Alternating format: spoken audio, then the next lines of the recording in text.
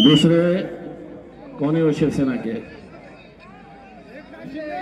शिंदे, एकनाथ शिंदे और अजीत दादा तीनों मिलकर बैठे और तीनों ने ये चर्चा किए। उन्होंने कहा कि मुसलमान किसी हालत के अंदर भाजपा को वोट नहीं देगा जो मेरे बाबरी मस्जिद की शहीद करने का आरोपी है। तो फिर एकनाथ शिंदे बोला मेरे को देंगे क्या करके, तो बोले दे सकते थे लेकिन वो इम्तियाज जलील ने मेरे को उधेड़ के रख दिया है करके। और क्यों उधेड़ा हूं मैंने, यही वो एकनाथ शिंदे साहब है जब गुस्ताख रसूल हमारे पैगंबर मुस्तफा मोहम्मद सल्लल्लाहु अलैहि वसल्लम के खिलाफ गुस्ताखी किया एक ने, तो यही एकनाथ शिंदे साहब दूसरे दिन उसके आश्रम में गए। मुसलमानों के अंदर नाराजगी, अलग अलग पुलिस स्टेशन के अंदर हमने एफआईआर करने लगाए। इसलिए करने लगाए कि आप अपने मजहब के हिसाब से रहो, आपका धर्म जिसको इजाजत देता है, जिसकी पूजा करना है आप करो, लेकिन आपको कोई इख्तियार नहीं है कि मेरे मजहब के अंदर और ऐसे शख्स के लिए जिसके लिए हम अपनी जान कुर्बान कर सकते हैं, मोहम्मद मुस्तफा सल्लल्लाहु अलैहि वसल्लम, उनके खिलाफ जब गुस्ताखी होती है तो मुसलमानों के जख्मों पर नमक छिड़कने के लिए एकनाथ शिंदे साहब जाते हैं और वहां पर वो ये कहते हैं वो महाराज को कि तुझे केशा लाही नी हाथ लाऊ देनार नहीं। तो महाराज ऑलरेडी पहले से ही टखला था। मग कसले केस आणि काय वाचणार तुम्ही वाचवणार। तो ये दोनों ने बोले हम दोनों तो आउट हो गए। तो फिर दोनों ने कहा कि चलो अपन अजीत दादा को आगे करते हैं, अजीत दादा मुसलमानों को लेकर आएंगे करके लग गए हमारी कौम सियासत के गुलाम, जिन्होंने इस मुल्क से आपकी क़यादत को खत्म किया है। चले दादा दादा दादा दादा, बस दादा नहीं हो गए हैं, मरे जा रहे। दादा आए तो दादा के साथ फोटो निकल जाए मेरी, ऐसी तो भी मरे जा रहे। तो उन्होंने यहां पर भी छोड़े, बहुत सी जगह के ऊपर मुसलमानों के रहनुमा बनकर वो आज आपके बीच में आ रहे हैं। लेकिन एक बात याद रखो नौजवानों, अजीत दादा के साथ जो कांधे से कांधा लगाकर खड़ा हुआ मुसलमान है, तो सिर्फ वो महाराजा गुस्ताख रसूल नहीं है, वो सभी लोग गुस्ताख रसूल है जो अजीत दादा के साथ खड़े हैं। अगर ये जीतेंगे, अगर ये जीतेंगे तो कहां जाएंगे? वही भाजपा के पास जो तुम्हारी जान की दुश्मन हो चुकी है, जो हर रोज तुम्हें निशाना बना रही है, जो तुम्हारी इबादत गाहों को तक नहीं छोड़ रही है। लानत है ऐसे लोगों के ऊपर जो अपनी सियासी कुर्सी की खातिर अपने ईमान का सौदा कर रहे हैं। अरे मजलिस वो जमात है ठोकर मारती है ऐसी कुर्सियों के ऊपर, हम अपने ईमान का सौदा नहीं करेंगे, खटाई नहीं करेंगे। और ये इलेक्शन आया है तो आप जवाब दीजिए।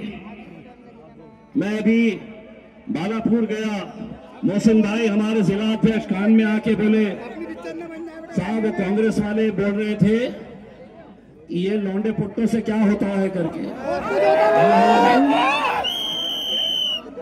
मैं बोला यही वो ताकत है।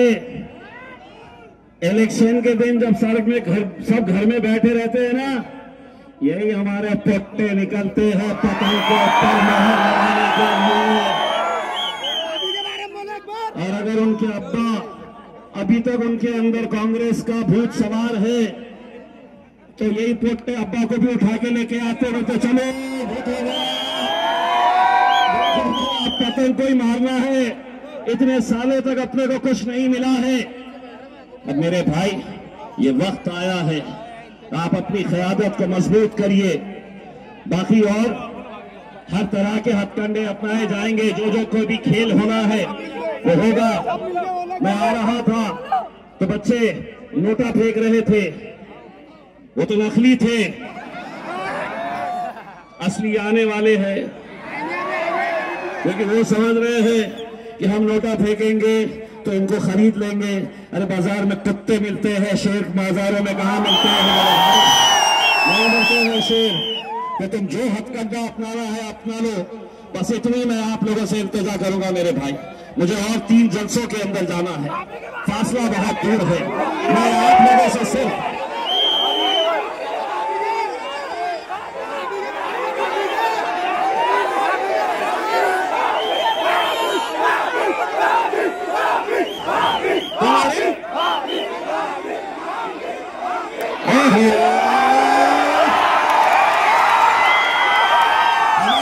पीछे यहाँ भी।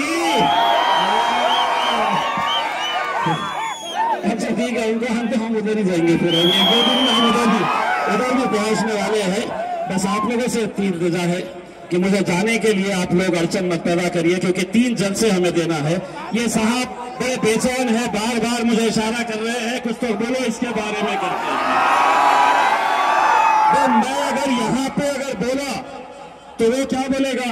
अरे वो तो वहां पे इतनी दूर जाके वहां पे बोला था। मैं उत्तर प्रदेश में भी आ रहा हूं, जवाब नहीं देंगे, और इशारों में नहीं, वहां पे जाके बोलेंगे करो रिकॉर्ड और भेजो।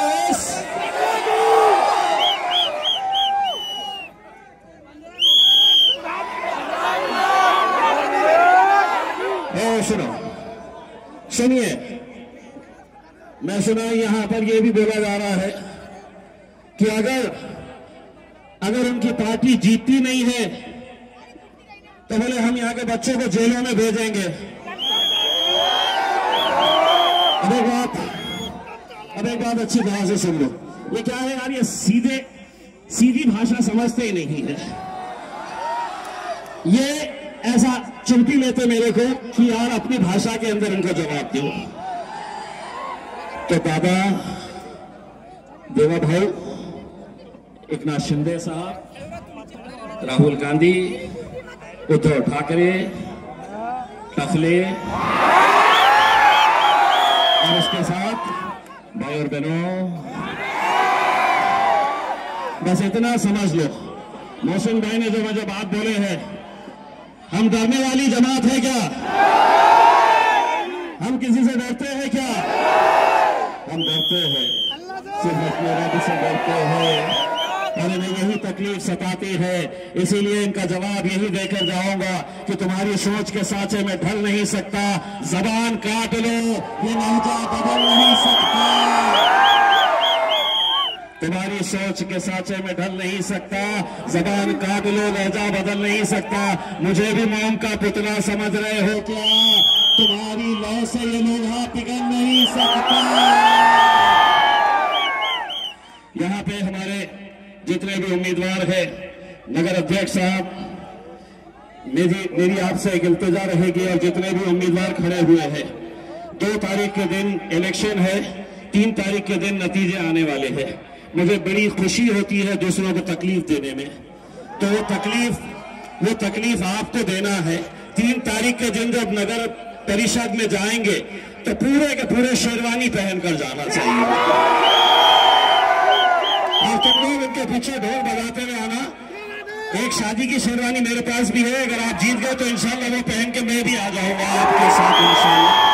इसी के साथ साथ हमारे हिवरखेड़ नगर परिषद के अंदर 6 उम्मीदवार है, वो 6 के 6 उम्मीदवार इंशाल्लाह आप लोग कामयाब करें। बस आप लोगों को 2 तारीख के दिन मुझे ये वादा करना है कि 2 तारीख के दिन आपकी मोहर किस पे लगने वाली है। दिखाओ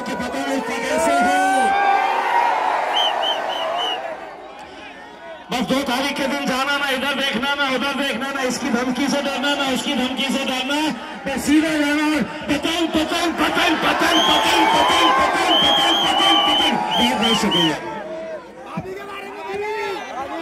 चलिए आते आते दोनों हाथ ऊंचा करके तेरा मेरा रिश्ता